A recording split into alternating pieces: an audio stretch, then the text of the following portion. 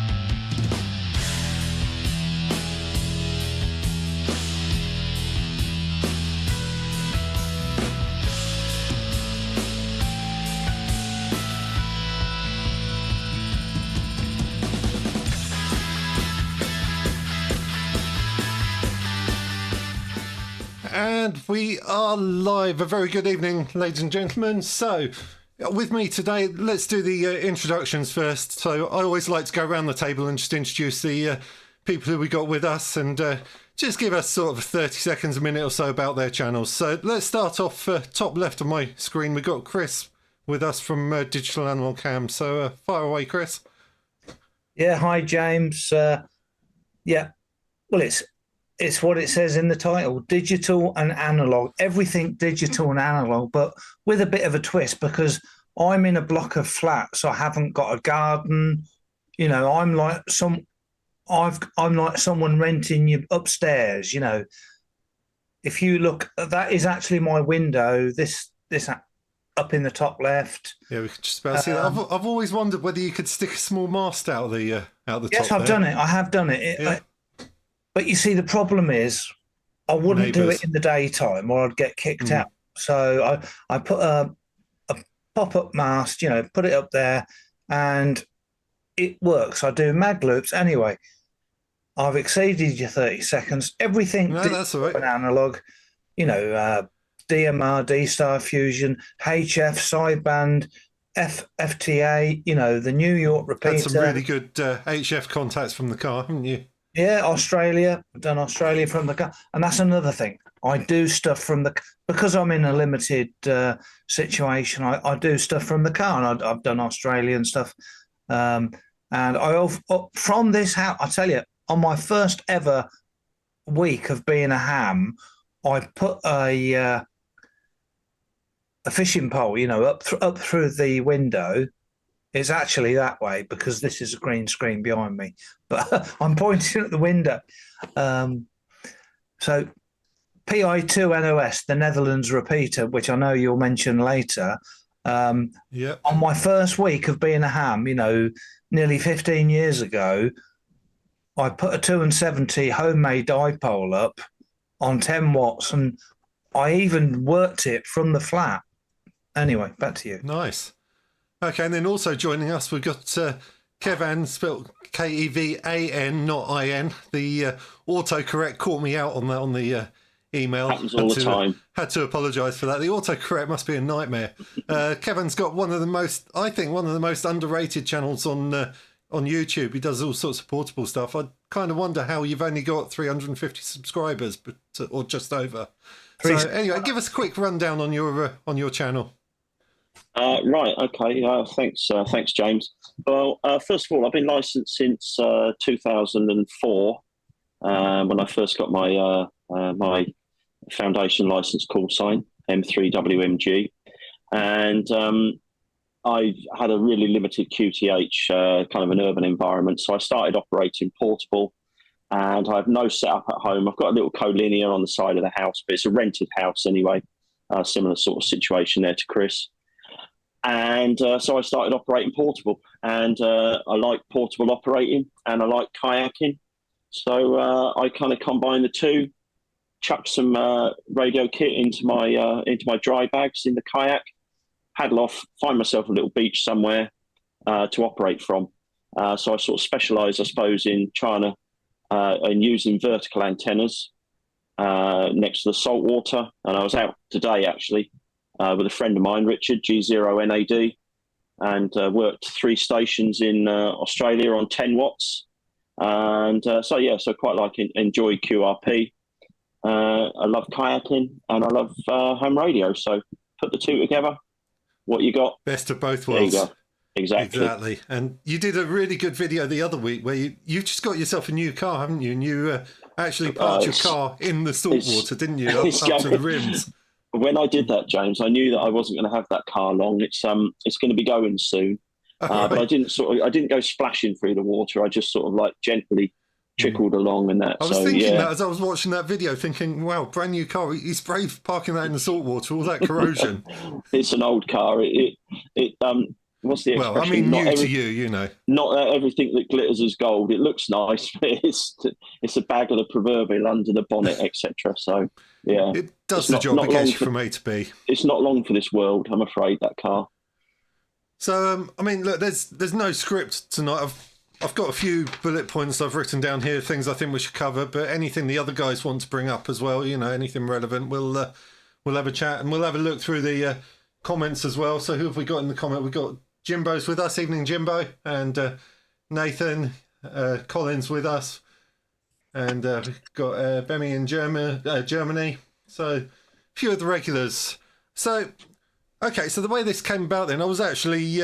I've been thinking about doing something to a island for quite a while, and I was trawling through on the internet, on YouTube. I actually came across Kevan's channel, and he's got a couple of videos on there already of the packing shed, and I thought, you know what, that's probably a good option. So I fired off an email, and to be honest, I kind of expected them to turn around and say, nah, not interested.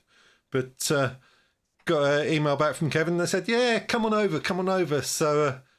we did. I got in contact with Chris, and Stu just popped up in the comments as well. We did ask Stu. Unfortunately, he was busy with work, but we're looking at doing it again next year, and hopefully Stu's going to be able to join us next year with a bit more notice. It was a bit short notice this time around, but yeah. So Kevan, Chris, and myself, we all jumped on the boat, went on a jolly over to the island. So. Maybe I think the first thing is perhaps we should talk a little bit about the history of the packing shed and how it came about. I mean, I briefly skimmed over it in my video, but the video was like, I think it was 17 minutes long, so I kind of heavily whittled that down. So I don't know, maybe Kevan's a bit in a slightly better place to talk about this than me. My understanding is it was built in 1890 or the early 1890s. I think it got, I read online, it got taken out by a storm, so they rebuilt it again in the 1890s. Yeah. Well, first of all, just sort of, the shed is located on its sort of own small island, which is in turn off the western tip of another island called Mersey Island, which is about 10 miles south of the town of Colchester, which is where I live, in Essex. And the shed it's called the packing shed, and it was an oyster packing shed, but I used to pack oysters and export them over to the continent, and also up to London on barges. So they never went on the road at that point in time. And it was originally built in 1890 by the Tollsbury and Mersey. I'm reading some notes off here because I can never remember the dates. Tollsbury and Mersey Native Oyster Fishing Company. But there was a big storm in 1897 and it got blown down. So it fell into disrepair. And also there was a collapse in the oyster fishing industry as well, about 1950s, due to a oyster disease.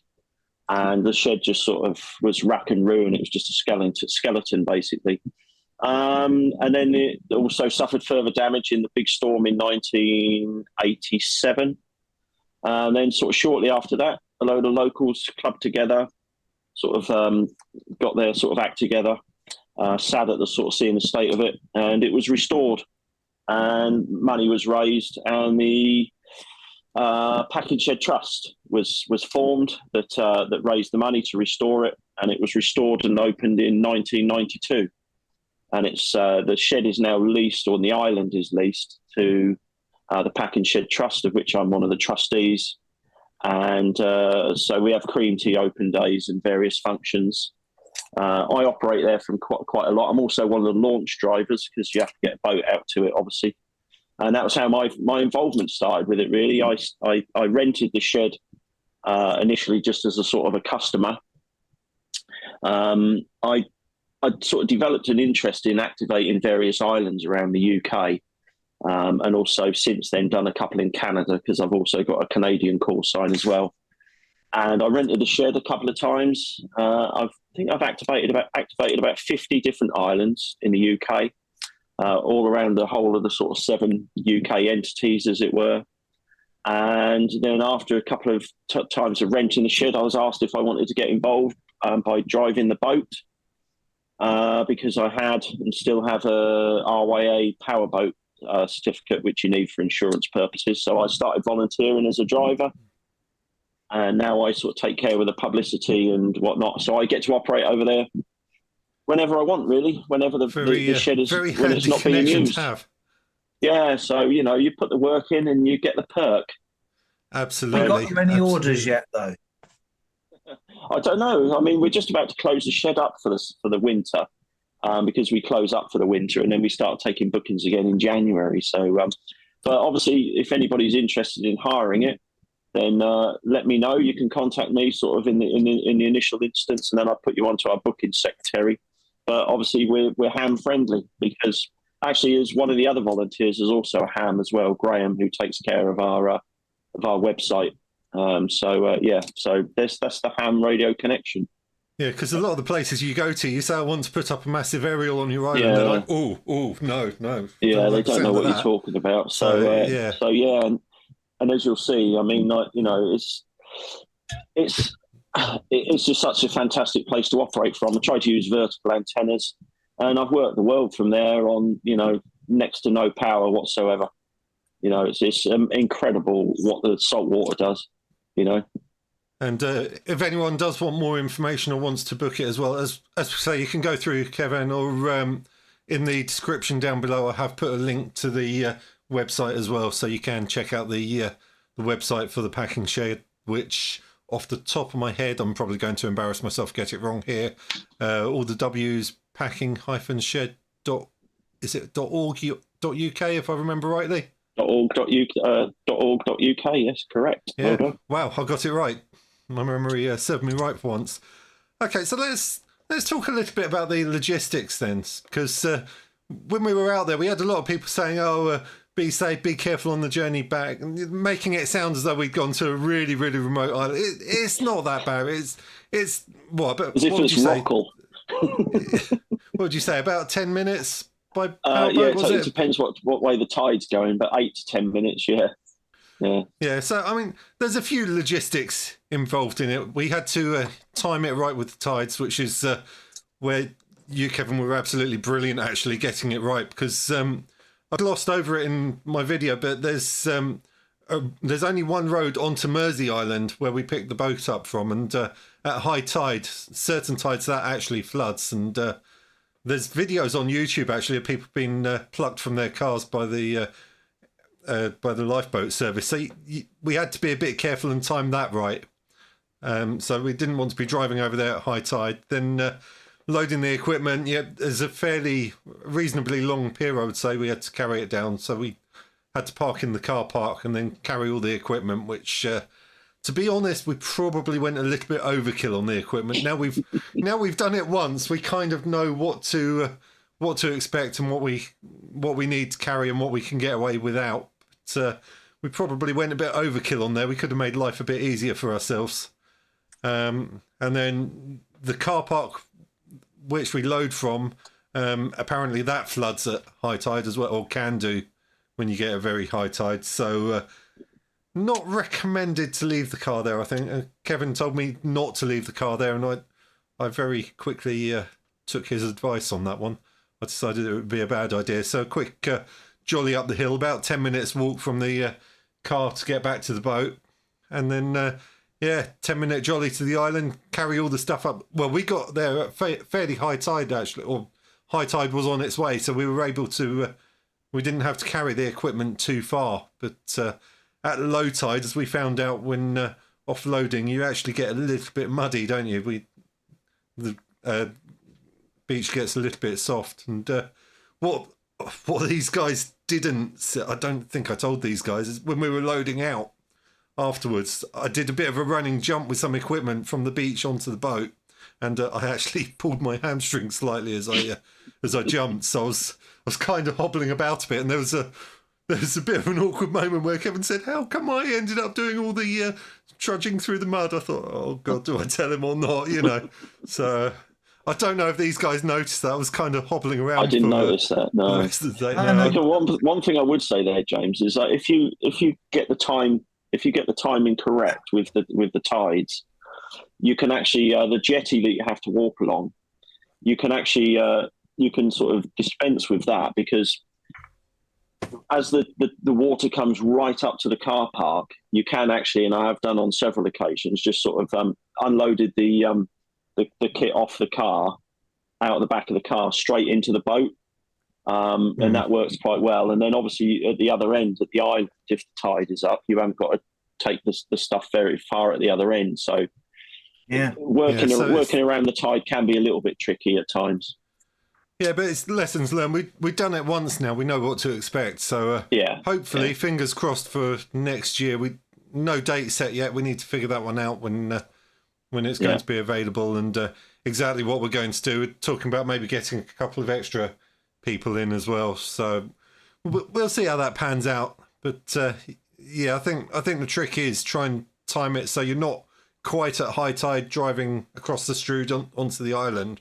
Yeah, and then get it as the tide's coming in to load up and park the car, and then onto the packing shed, and then obviously the tide drops away after that.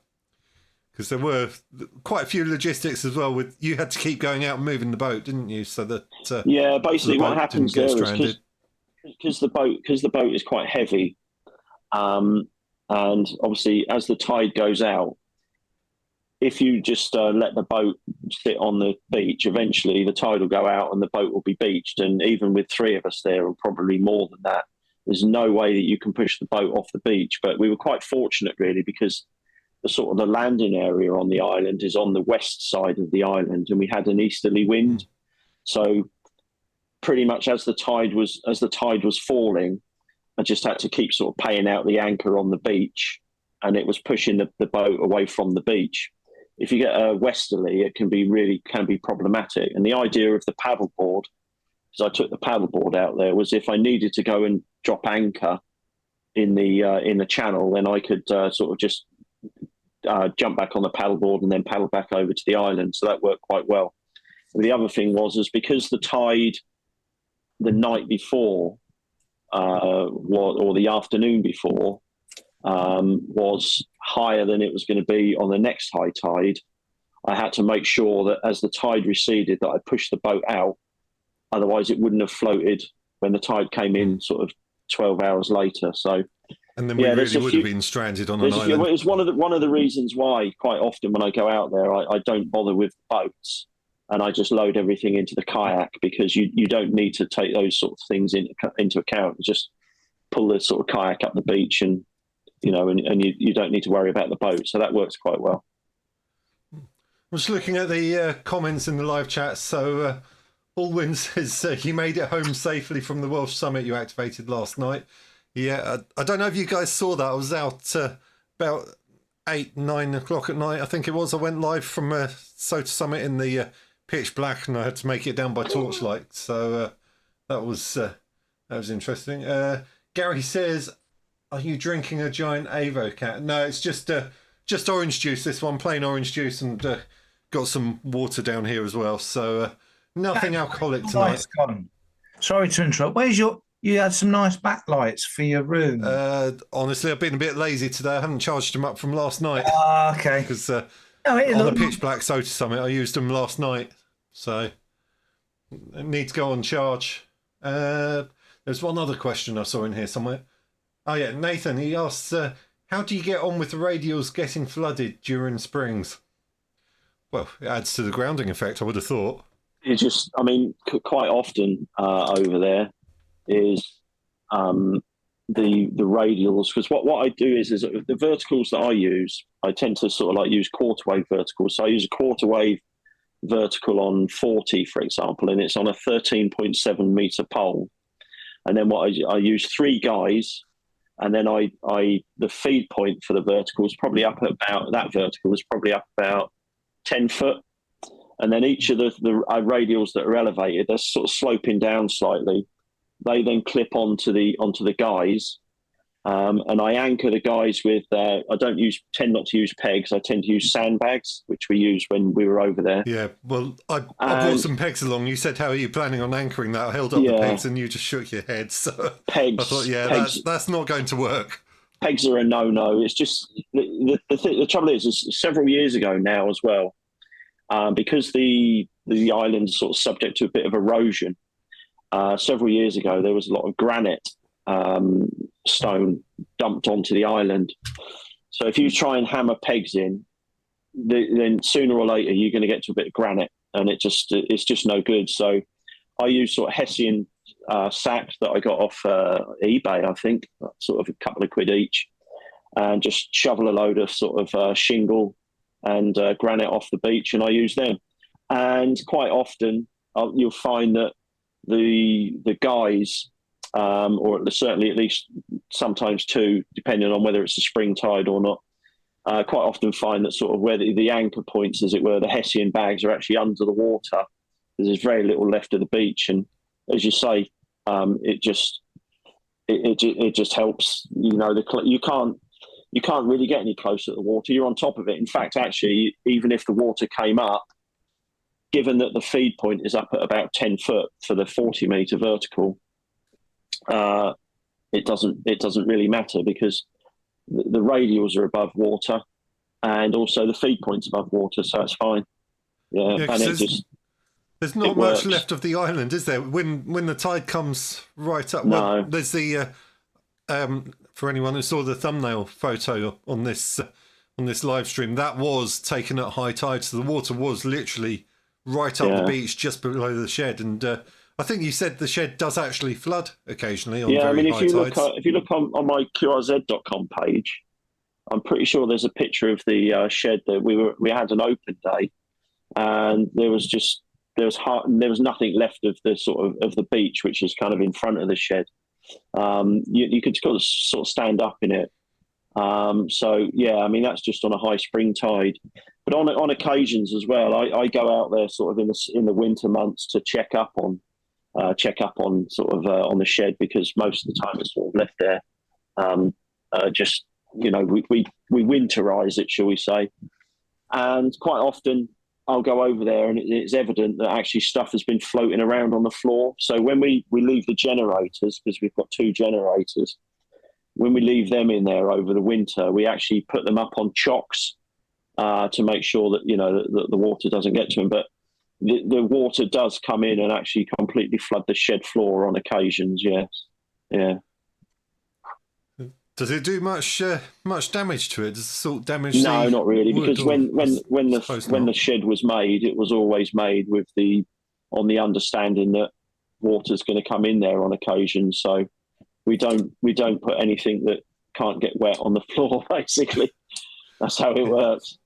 Yeah, it has to be said, we got really, really lucky with the weather there, didn't we? It was absolutely spot on. The first day was just right. It was nice, and then the second morning, whilst you were out getting the boat, I was thinking, Jesus, this is hot. I'm going to burn if I stand out here for too long. Yeah, well, I sort of caught. When I got home the next day, I sort of looked at my face and I thought, blimey, I'd really caught the sun. And even though I was sort of wearing a hat most of the time and long sleeves to sort of try not to get too burned. But yeah, it reflects off the water as well, doesn't it? When you're that's the thing as well. When you're out there. So even sometimes if you spend a sort of day out on the water there, it's just you do get sort of even where it's bouncing off the water, you know. So yeah, you get a nice even tan. And being in I was about to say remote place like that. It's not really that remote, but obviously no power, so we're completely off grid. There are generators there, but we didn't actually run them this time around. So it provided a few interesting challenges, shall we say. I mean, we did the live stream, and actually it was my fault. I forgot to plug the microphone into the laptop before we started. That came about because I was just rushing to get everything started because I didn't know how long the battery on the laptop was going to last whilst live streaming. So I left it to the very last minute to fire everything up, and I just forgot to plug the mic into it. So that was a bit of a whoopsie, and then it was all going really well until the very end. I just got the warning, you've got a low battery on the laptop. I thought, oh God, here we go, sign off quick. And I think we blagged it. I think we got away with that one. We have used the generators over there. I mean, I always run off battery power whenever I go over there because I'm kind of geared up for doing that anyway. Yeah. Well, you're mostly QRP anyway, aren't you? Sort of 10, I tend not to run. I tend not to run much power. But the generators over there, we have used it before. Like my local club, the Colchester Club. In fact, we went over there a couple of weeks back, or a couple of weeks before we went out there. We had a club event over there, and we ran the generators and power video supplies, on your channel for that as well. Quick plug for that. Yeah, that's right. Yeah. It's the Colchester Radio Amateurs. So I think there was 8 of us went over there, but in 2019, sort of prior to COVID, the club went over there and we did a special event, GB, I'm not sure if it was GB something, NZ, which was for the Cricket World Cup, I think it was. We used the generators over there. There's 2 generators over there, and they're actually very RF quiet. There was no noise at all. And you don't suffer with noise over there in general anyway. The only time you get a little bit of noise over there, you might have sometimes somebody goes past the window in a boat, and sometimes you sort of get a little bit of a noisy outboard, but it's fleeting. But I mean, there's no noise floor out there at all. There's nothing. Yeah, that was the thing that struck me. It was really good. That I had a great time out there, you know, especially on the live stream. I could hear things there that I wouldn't have heard. Definitely wouldn't have heard from my home QTH. I mean, it's like, the setup here is a bit of a compromise anyway, but that end-fed half wave we put up for 40 metres worked really well. I want to bring Chris in here because he's been a bit quiet. So let's talk about, you brought your handheld with you, didn't you? And you were doing phenomenally well getting into... Did you actually manage to open that repeater in the end? I opened it, but I didn't... Did you only hear it? I heard it weak. I persevered and I heard it stronger, and I keyed up and I did get into it. And just when I got into it, no one come back. But yeah, the repeater was PI2 NOS. It's in the Netherlands. It's on 430125 UHF repeater, and it's about 175 miles away. That's impressive on UHF. Not often you can do that. I think my record on VHF is about 120, 140 miles, I think. Well, let me tell you why. VHF. It's because the weather, like you said, we were very lucky. It was one of the hottest days of the year. You know, I follow tropospheric ducting. It normally happens, not always, but it normally happens when the temperature is extremely high. And from memory, it was about 30 degrees. So yeah, we did have a bit of a warm burst, didn't we? Yeah. So. And that is what did it. It's the hot weather. There was a bit of tropospheric ducting, and you know, the ionosphere was ionized, and I did open the repeater, but no one come back. And Kevan caught me immediately keying up and opening the repeater, and he said to me, "Are you one of these repeater kachunkers?" And I said, I think Good chunk. I think from that distance you can be forgiven. I said no, but maybe on this occasion, because I did.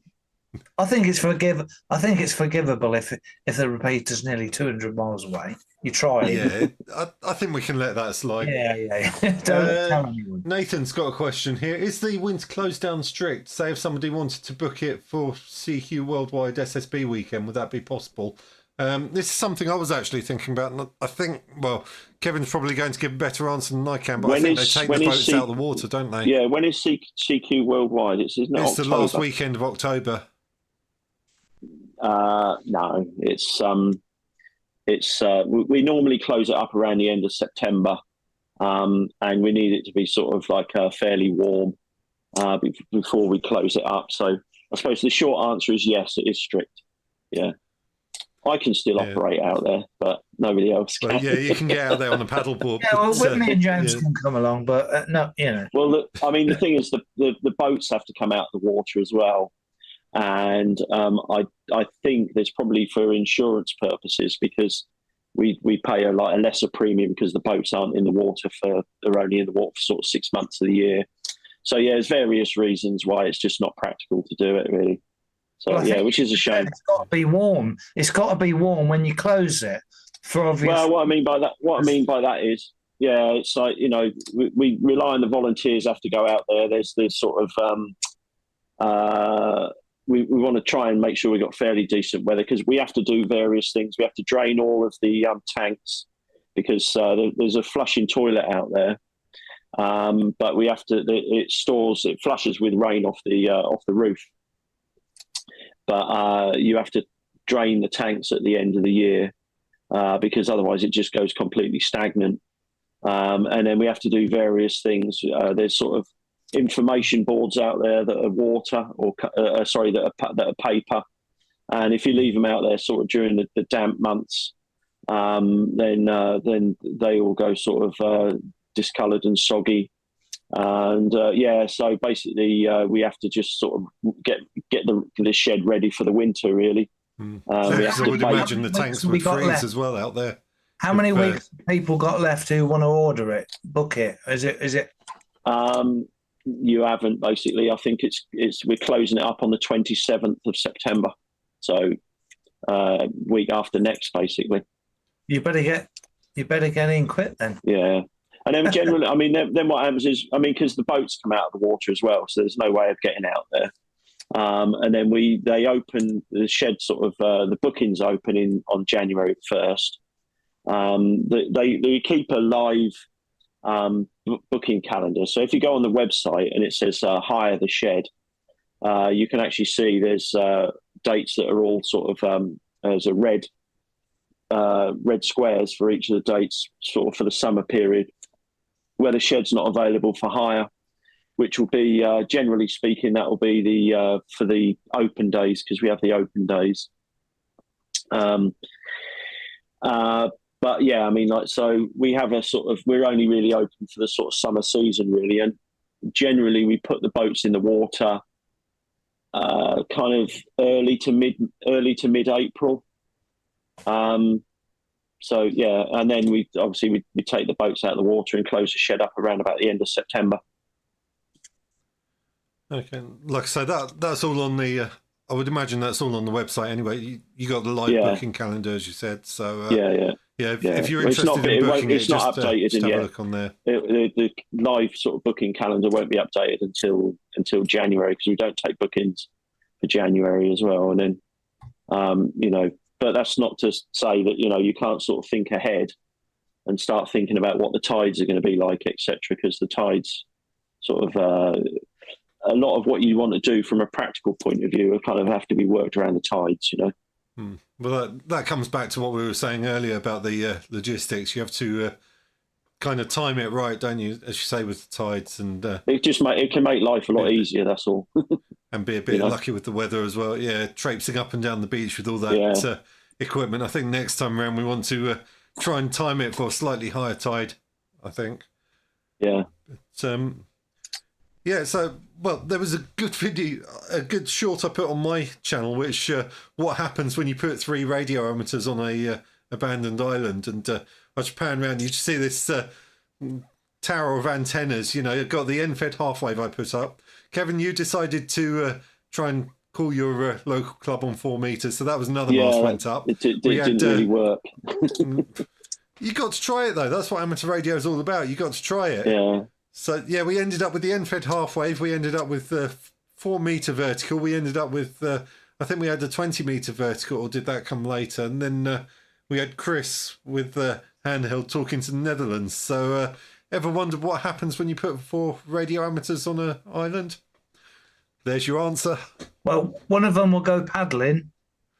Yeah. You were doing that was quite funny. Yeah, I was on the live stream, wasn't I? That was on the morning we left. I did the live stream, and you were posting in the comments, weren't you? And you know, you got to remember, it's not a desert island, but we're on an island. You know, out in the, you know, you can just about see the mainland, and luckily we had fantastic internet. So I had the absolute luxury of watching your live stream in the rock pools on the actual island. You know, the sea comes out, it goes back in, and there's all new fish and different stuff washed up. You know, I don't know about anyone else, but I just love looking through, you know, looking for wildlife or you know, crabs or fish, you know, just seeing what, but you don't get to do it very often, do you? Us landlubbers, you know what I mean? Yeah, exactly. One thing might be worth mentioning about the Chris mentioned the wildlife there is we have quite a lot of nesting birds on the island, gulls. They nest, so that can sometimes sort of restrict what antennas you put up, because you can't sort of go too far over to disturb them. So that's why, you know, it's better to come over there, especially if you were going to sort of put a lot of antennas up. You know, you're probably better off coming after the gulls have fledged, which is probably around about July time. So I mean, one of the antennas I put up there on occasions, which is a bit of a sort of a faff to put it up, is a vertical dipole array, which was inspired from an article in Radcom. And so it's a directional antenna. It's kind of a beam, a vertical beam, if you like, with sort of a triangular sort of formation. And it's ideally, we want to put it on the beach, sort of away from the shed.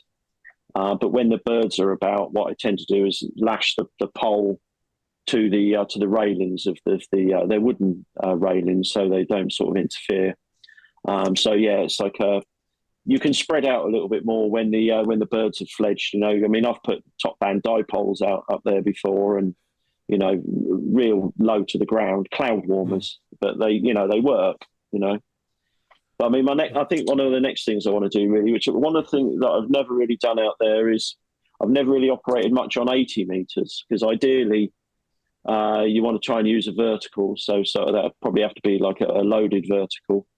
And obviously 80 kind of comes into its own in the winter, and I don't stay overnight in the winter because, you know, it's just, we're not geared up probably for it. It gets a bit cold out there, but you could probably put up a quarter wave for 40 meters. That's basically a 12 meter spider beam mast, and load that for 80. I would have thought you might even be able to load it for 160.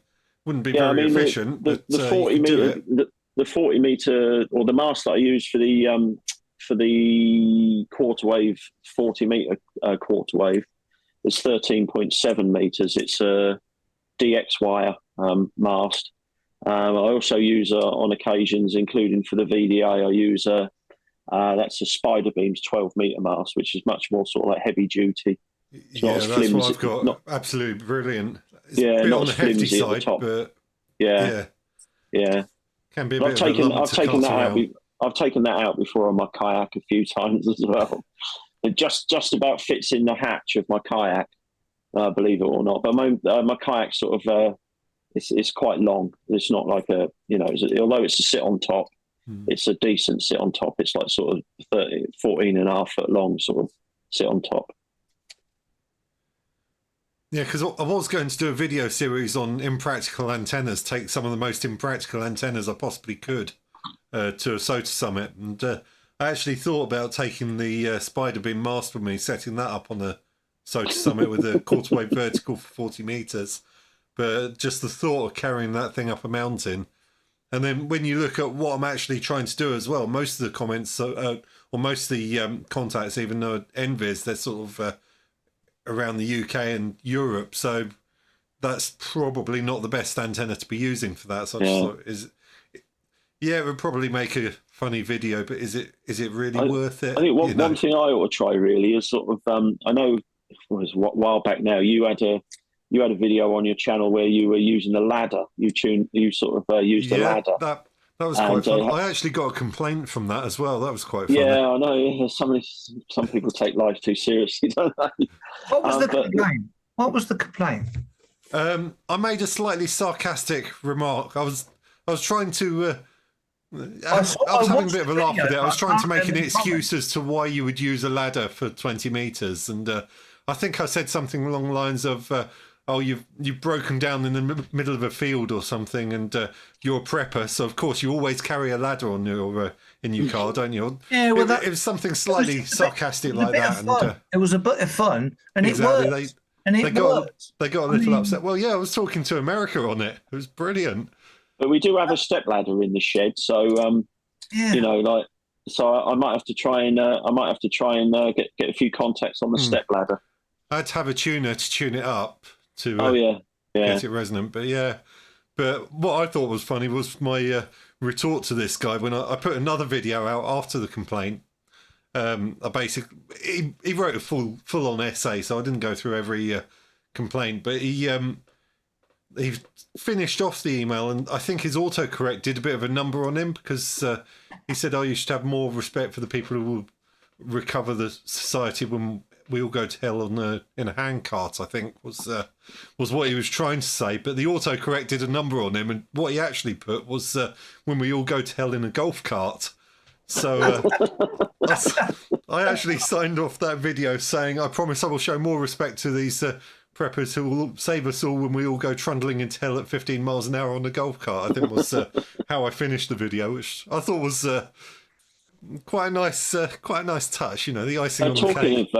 Talking of golf carts, you know, I showed some interest in the battery that you're using, which was a 22-hour Ultramax battery. Yep. LifePo 4. Because I use mostly I use these. That one. Yeah, that's the one. Yeah, mostly I use. I'll show you these ones. These I've got two of these things here, which are Zippy Flight Max LifePo batteries.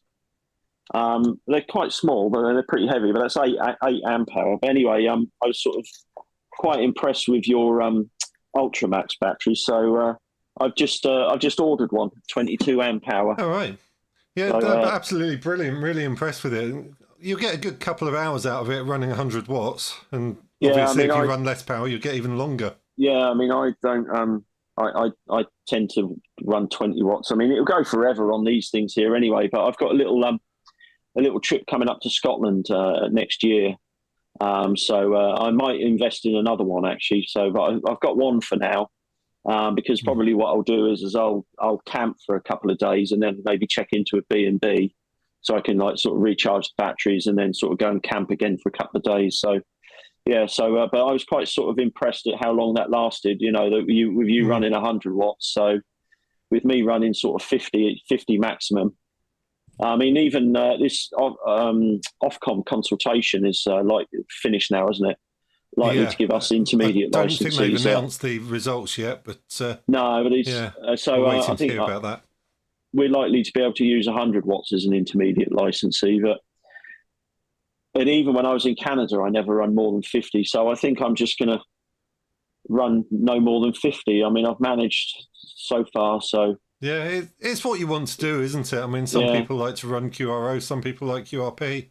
I like a bit of a mixture of both. I like to run a bit of power when I'm at home or very occasionally, but most of the time I run 10 watts or less when I'm out on SOTA summits. Bar the odd summit, I take the 100 watts with me when when I want a bit more power, but it's weight to carry. It's all extra weight, isn't it? So is it? Plus, you got the location, haven't you? I mean, if you're at the top of the hill, I mean, it's like when I'm out at the shed, like I just find that a minimal amount of power will get some decent contacts, So it's sort of the location's the important point, really. Sort of make the most of that, and you're halfway there, really. Well, yeah, I mean, on a mountain, in my case, you've usually got quite a good takeoff, but even so, the problem you often run into is you can hear other people better than they can hear you if you're only running low power. That's the trouble. Occasionally, I like to kick out a bit more power, but then, like I say, if you're carrying it all up a mountain, it's we don't have any mountains in Essex, I'm afraid. You've got quite a long drive, haven't you? Yeah. So, what we got in the comments? James, sorry to interrupt. I was just looking in the comments. Yeah, go on. Carl is there. Carl Goss, 2E0 HPI. He's in Hartlepool. Do you remember we worked him? Yes, I remember that. Yeah. I've had quite a few contacts with Carl. He's involved with Worldwide Flora Fauna. He does all the log uploads, so I've had quite a few emails backwards and forwards with him over the years. What I thought in the comments, Jimbo, he worked in as well. Do you remember? He's had COVID, and I not heard. Jimbo is a great supporter of ham radio in general, and also my channel. And I not heard from him. I told him we're going to the packing shed, all these adventures, and he hadn't even read the message, and it was very unusual. And it's because him and his wife had COVID, and that thank goodness they're getting better.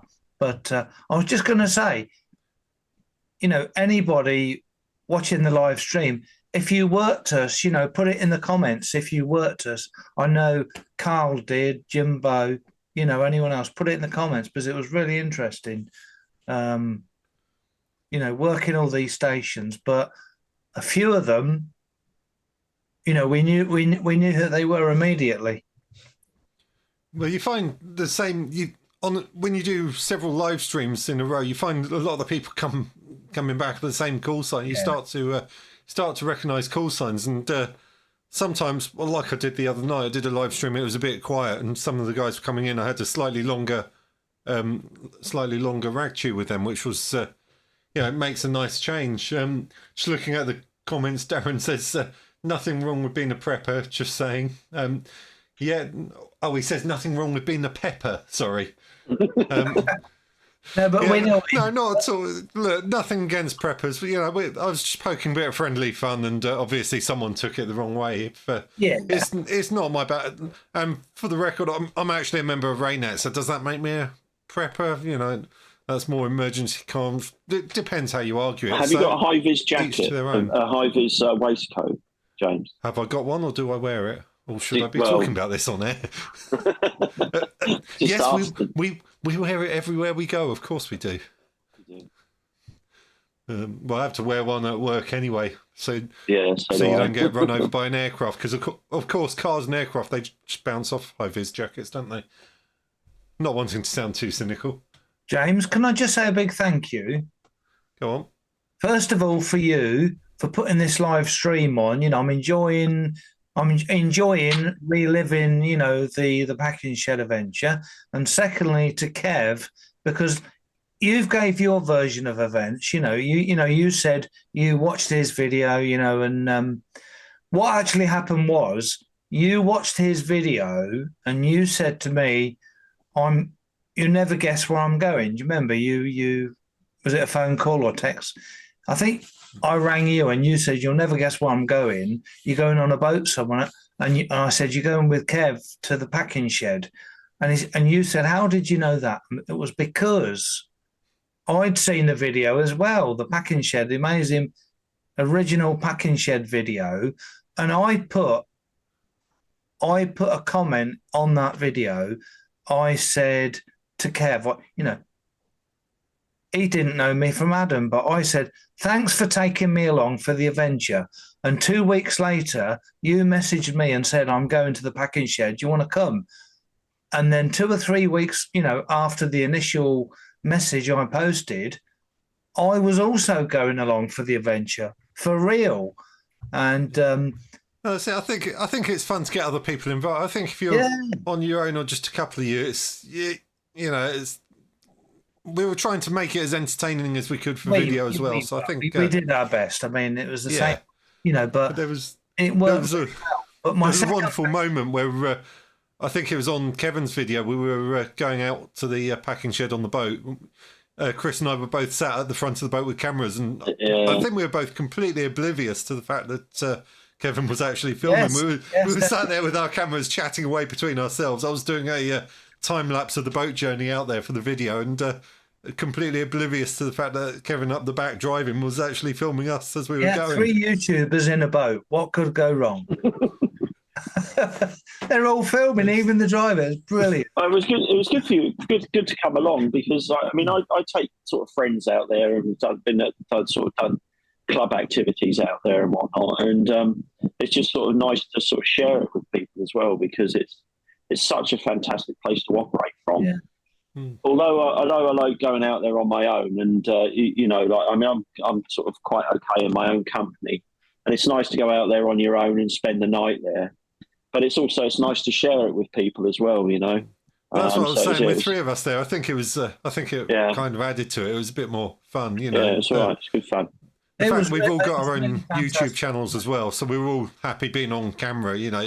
What you don't want is to take someone out there, you're trying to film a video, and someone go, "Oh no, I don't want to be on camera." It's all a bit. It gets a bit awkward there. And in fact, there was one moment actually made it into my video. And sorry for doing this to you, Kevan. It would have been a bit tricky to edit out. But there was one moment where I was doing the tour through the packing shed. I think it's a couple of minutes into my video, and showing everyone around, and Chris was coming through. Chris was filming it, and we had all your bedding laid out on the floor. And I was we'll ignore that. And that's Kevin's, our boat driver over there. And Chris just swung the camera around onto you, and I think you were a bit sort of like a deer in headlight. I don't think you were expecting it. I can't even remember. I'm that cool. I couldn't even remember that, mate. I think we caught you off guard there, Kevan, because you just sort of stood there with a slightly bemused look on your face and waved at the camera. You did. It wasn't so much that. It's just I hadn't made my bed.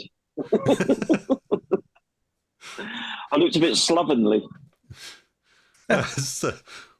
Silly moment. We had a couple of moments like that. It was all good fun. Well, this is what happens when you put 3 guys on an island to have a bit of fun, So, could I just ask you, Chris? Like going around the room, first of all to James, then Kev, and then back to myself. What was your favourite part? This is on the spot. This wasn't rehearsed. What was your favourite part of the trip? So James, then Kev, and then back to me. One thing that worked really well for me, actually, was we found out that it was covered by a worldwide flora, fauna and a POTA. So that was what spurred the second live stream the next morning. And that turned into a massive pile-up. That was a bigger pile-up than I expected. I think it was... Yes, because we were trying to... 70 odd. Poor Kev was sweeping up in the background. Well, I was about to say, I think there was a moment where I was trying to clear the pile up as quick as I could, and people were asking me, how much longer are you going to be? I was going, I don't think we'll be too much longer here, And, it was you can see it if you watch the live stream back. You can actually see Kevan with a broom sweeping up behind me, and I think Chris, you were carrying stuff outside to load onto the boat as well. Have you ever been in a restaurant and they want to close and they're sort of like tidying up around you and whatnot? It's a bit like that. Yeah. I was just sweeping up sort of, and I genuinely wasn't in a hurry. So I did say to you, I said, look, don't worry about me. As I was sweeping up. It's all right. I can take a hint. You've overstayed your welcome. You've got to go now. It was just, I just thought that was a really, whether there was any hint there or not is irrelevant. I just thought it was the image of you sweeping up behind me in the background on the camera. That was quite funny. And I think someone else took had a comment about say hi to the other guys when they wake up, and I think that was about 8-9 o'clock. Oh yeah, yeah. You were stood behind me and you just turned to the camera and went, "I've been up since 4." I had to set the alarm to get up to make sure that the boat was okay because the tide was on its way out, wasn't it? So I think it was like high tide about 4, and I had to get up because otherwise, if I'd have sort of stayed in bed, and the wind had shifted, we would have been stuck there. That's why I got up so early. But yeah, so when he said when he gets out of bed, I thought, well, I've been up 2 hours or longer than that actually. I think so. Yeah, that was all right. So, what was your favourite bit, Kev? I think when it was sort of in the afternoon or sort of late in the evening was when James wasn't live streaming or anything, and I think was it Belize you worked, James? Yeah, and, that's right. That was one of the stations. Yeah. And I thought, oh, that's good, because my worst fear was that you'd go out there and the bands would be terrible and you wouldn't get any decent DX contacts. And I thought, so when you worked Belize, I thought, oh, that's all right. Well, I was quite happy with that. I think for me, the one thing I really wanted to get nailed out there was the live stream. I wanted to get as many UK stations into G as I could on the first evening. So I think that worked well. Once I got that, I was quite happy, to be honest. I wasn't too bothered about the DX. I did try a couple of VKs the next morning, but they all had quite big pile-ups. And well, as you know, earlier in the day before you came out, which was on my video, and I worked a couple of VK stations with a little Zygu X6100, including one VK station that I worked with 5 watts. I got a bit of I don't know what it is with that little Zygu thing. Is that you put it on 10 watts and connect it to an external battery, and then you'll glance at the display, and for some reason it on occasions it drops back down to 5 watts, and I don't know why. I remember our discussion, Kev. Do you remember we were talking about this? Yeah. The Zygu 6100. By the way, there's a new Zygu out. Oh yeah, I saw that. Yeah. Yeah, but we don't know much. It's just got random photos. It might not even be real. But the 6100, there's a lot of problems. If you've got a good one, don't update it. If it's working, don't touch it. But what Kev's saying, when he set it up, 10 watts, he'd look away and he'd do something else, use the radio again, and it was on 5 watts. And I must admit, I'm in all the Facebook groups for the 6100. I've never seen anyone have that problem before. And do you remember our discussion? I could only imagine that the battery, because to get 10 watts on a 6100, you've got to have an external battery. And I can only imagine it's been interrupted, But it's happened a few times, though, Chris. It's happened when I've been sat there looking at it, the battery's been connected. I haven't actually seen it sort of change from 10 watts to 5 watts. It just happened once, but it's actually happened a few times. But when I was working the VK station, thinking I was working them with 10 watts, I was only working them with 5. Well, that's even better. So, which is pretty good. What I should have done really is try to turn it down a little bit more. But I went out today, and I was again operating next to saltwater, and I worked 3 VK stations with 10 watts. They were hearing me on 5, but they weren't. I was sort of down in the mud, really. But yeah, I think the best bit really for me was like when I know James wasn't really chasing the DX, but he did. I mean, he worked quite a few stations in the States late in the evening as well. Yeah, I actually had a bit of a pile up, didn't I? That was You had quite a few American stations. I can't remember how many there were. I think there were about 10 or 15 in total. I didn't want you to be disappointed. You know what I mean? So like sort of. Like I said, I wasn't too bothered about the DX. Once I'd got the live stream out of the way, I was happy. And then the live stream the following morning was the icing on the cake. I think that went really well. And that went pretty well as well. Yeah. All good. Yeah. Chris, so your favourite moments? What was the favourite? We went to James, then Kevan. My final comment: it's just the location, the beautiful location by the sea. You got to remember, I described this. A lot of people were asking me about the island and the size of it. Because it's very hard to describe it.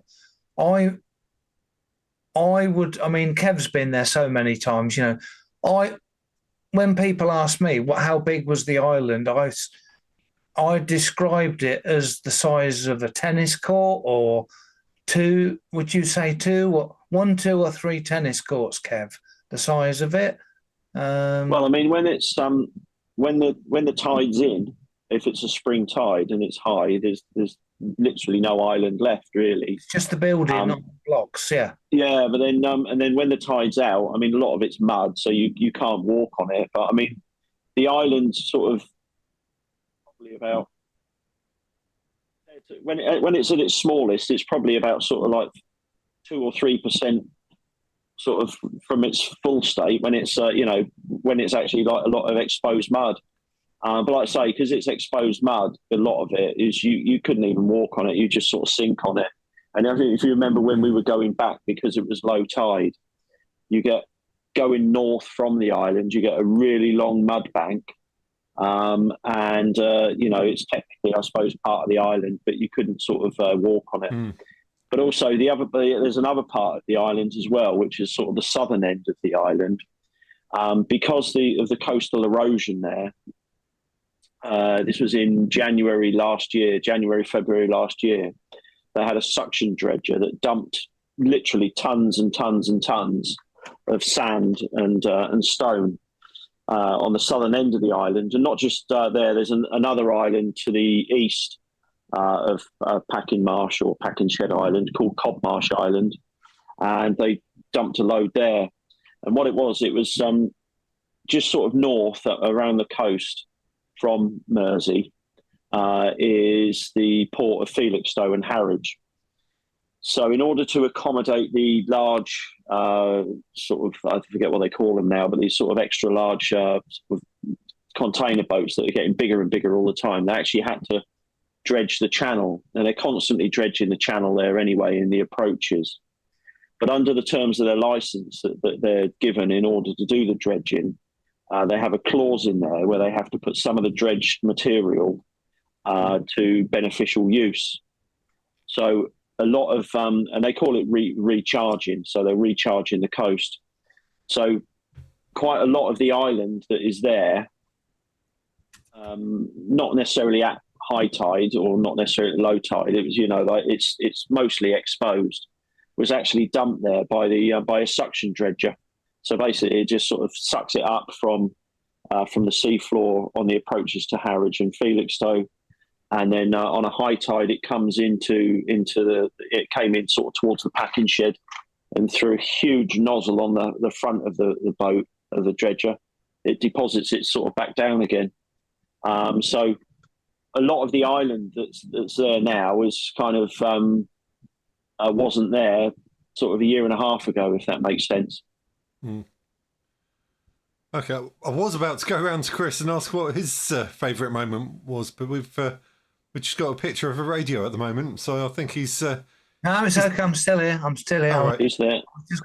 I was just going to the little boys' room, but let me just bring the camera back on. Right. Ask me that question again. Thank you. Yeah. So we were going around the table asking about our favourite moments. What was yours? Well, it's very difficult just to say one. And my main one, like I said, was the location, just the beautiful location of the packing shed, of the history behind it, and how the sea came underneath the building. That was my favourite moment, but... Yeah, I don't know if you woke up in the middle of the night. I was, that semi-conscious state where you're sort of half awake, half asleep. And I think it must have been about 3-4 o'clock in the morning. And the tide came in and I could just hear the water sloshing around underneath the floorboards. Yeah, that was a bit unique. Hearing rain, the sound of rain pattering on the roof or the sea underneath you, that is fantastic. And, so it's just a wonderful location. That was my favourite thing. But another favourite thing was just the whole thing, how it all came together. I commented on Kev's video. I said, thanks for taking us along, on the adventure. 2 weeks later, you contacted me, and about a week or two after that, we were doing the same adventure that we'd watched. Yeah, it was great fun. We will do it again, definitely. That is amazing. Yeah, probably. I don't know. We'll see what availability is for both Packing Shed and ourselves, but probably maybe July, August next year is probably the best time to do it, perhaps. We'll see how that goes. There's one other moment that just came to my head, actually. There's the point I'm trying to make. There were a few people who said, oh, well, I probably won't get through the pile-up. I haven't got a very good antenna. On the morning we left, when I did that live stream, Callum, I think it's Golf 5 X-Ray, Delta X-Ray down in Cornwall, he called in and his antenna was coiled up. He didn't even have an antenna set up. And we managed to make the contact. And that actually made it into my video as well. So if you want to see that, it's towards the end of the video, I think. So you never know. You might get through even if you haven't got a very good antenna. What was the best contact we had, James? Oh, I don't know. Was it in somewhere terms in Asia? of distance or? We got some YouTuber in Asia. What was that? Just remind me. Oh, you worked in Indonesia, Ferry. didn't you? Ferry YB0. I can't remember his call sign. Is it Ferry Oscar Radio? Yeah. Is it? Spell his name phonetically. I think it is like the boat, actually. Ferry, I think. Yeah, I think it is. Yeah. Yeah, he live streams quite a lot, usually on 20 meters. Sorry, James. Can we just mention the mega stream that we're doing next Saturday? Is just absolutely. Right? Yeah. Stu's in the live chat. Stu's just put his call sign up. It's YB0 Alpha Romeo. Is Ferry's call sign. He's on the live stream quite a lot. So next week, Mega Stream Madness is back. That's the 23rd of September. The Saturday starts at 9 p.m. local, 8 p.m. UTC. Chris, I believe you're going to Jimbo's for that with any luck. So you'll be on air. I'll be on air. I think we got Callum, DX Commander. We got I think Stu's joining us. And is Tim on board? Is Tim on board this time? No, I don't think so, unfortunately. Jonathan, I know he's not available. He wants to do it, but he's got some family commitment. And we've got... I've gone completely blank. There's one or two other stations up north as well. Will be... Colin up north? Colin's with us. Yeah. Chris? How about the other Chris? Chris, I think so. Caught me off guard. I haven't got a list handy, but there's quite a few of us going to be on. So there's about 10 at most. 10 at most. Yeah, I think it's about 8 of us. So there's a good chance to work all of us. And there's your challenge: try and get in the logs of every single one of us. And Stu G5STU, he says he's in the live chat. He's got a bit of wizardry on his computer, some program he's written. We all submit our logs, and then we can we'll see who worked all of us in the quickest time, or who did it first, and all that. So it's all a bit of fun. We're just having a little bit of fun with it. So that's next weekend, 23rd, Saturday night. Right. Well, we've been going nearly an hour, or just over an hour, guys. So I was just going to have a quick look through the comments. There were a couple of questions in there I wanted to pick up on. I haven't got back to yet. And then we'll pick up on those and then call it a night, I think. So, Nathan's asking what's Kevin's call sign. Logged him on the island, but only just noticed it's 2E0WG portable. WMG. Whiskey Mike Golf. James, could you put a link to Kev's YouTube channel in the comment on the YouTube comments? Or actually, I forgot. I'm a moderator. Sorry, I could have done that. If you don't mind doing that, I'll do that. Yes. I don't like doing too much on the background on this computer whilst I'm live streaming. I'll do that for you. And by the way, Kev, do you know what the mega stream is? You know what we've done before? I might. I certainly won't be on the radio because I don't have anything set up here. But I might give it a watch for a little while and see what's going on. Yeah, the reason I asked you, it's just about explaining to someone that's not sure I know you've just said you know what it is, but the mega stream is there's 5 or 10, UK based YouTubers, and whoever works all of them or most of them is the winner. It's just an excuse for people to pick up a microphone, and it's just generating activity on the bands, isn't it? Yeah, we can't guarantee someone is going to work all of them, because sometimes we can't. You pick up a HF radio, you can't work into G. G doesn't work, in the UK. But last time we did it, there was about 8 of us, and it only took about half an hour into the stream, half an hour, 45 minutes, and someone worked all of us, and I was very impressed.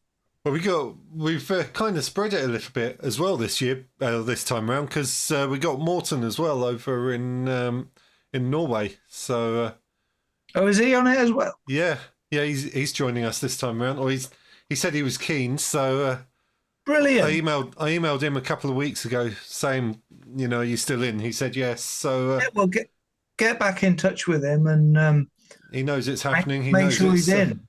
Yeah. What else we got? There was another couple of questions here.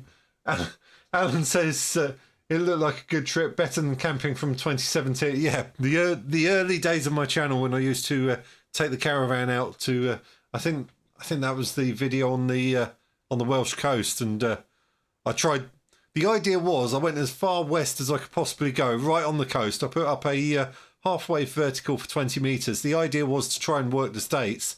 And my signal went in completely the opposite direction. I ended up working the UAE somewhere. So there you go. The early days of the channel. It'd probably be a bit cringeworthy to watch that back, to be honest.